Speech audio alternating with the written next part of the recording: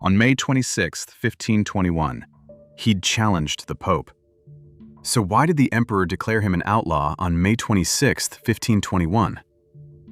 What happened next changed Europe forever. In the year 1517, a German monk scribbled doubts in the margins of his Bible. He questioned indulgences. He questioned the Pope. And he began to write. Gutenberg's press spread ideas faster than ever before. Luther's 95 Theses, nailed to a church door, became a pamphlet in every town. The church could not ignore him. Merchants debated theology over beer. Peasants questioned their bishops. The church's authority cracked, but Luther stayed within the bounds of the law until now. English scholars copied Luther's writings. French nobles discussed his ideas. The Reformation was no longer a German affair. It was a European fire. The Pope excommunicated Luther. The Emperor Charles V called him a heretic, but Luther refused to recant. He had become a threat to the old order.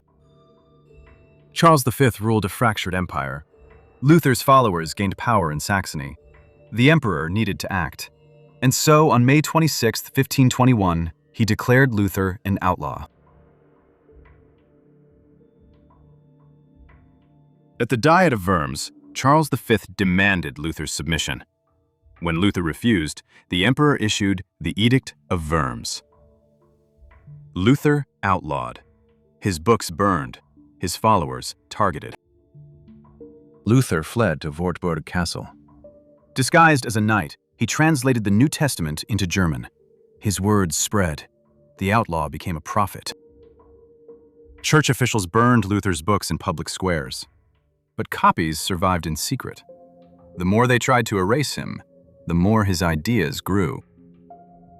Printers in Nuremberg and Basel defied the edict. Luther's works flooded the streets. The Edict of Worms had no power over the press. Peasants in Thuringia and Franconia rose up. They cited Luther's writings as justification. The emperor's soldiers crushed the revolt. But the seeds of change had been planted. Luther outlawed. Yet his followers multiplied. The Edict of Worms failed to stop the Reformation.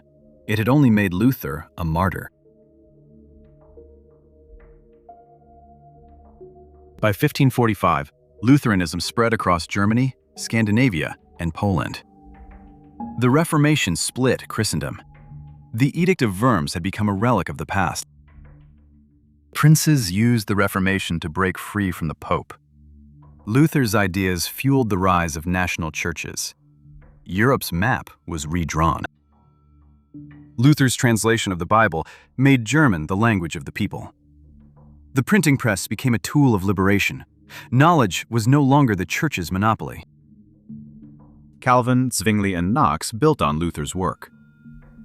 The Reformation became a global movement. The Edict of Worms had only begun a new chapter in religious history. Today, Luther's legacy lives in stained glass and hymns. The Reformation's impact echoes in modern democracy, education, and religious freedom. The outlaw became a reformer. The Edict of Worms failed to stop the Reformation. It created a divided world, but in that division, freedom was born. And Luther's voice still echoes. Stay curious. History is waiting.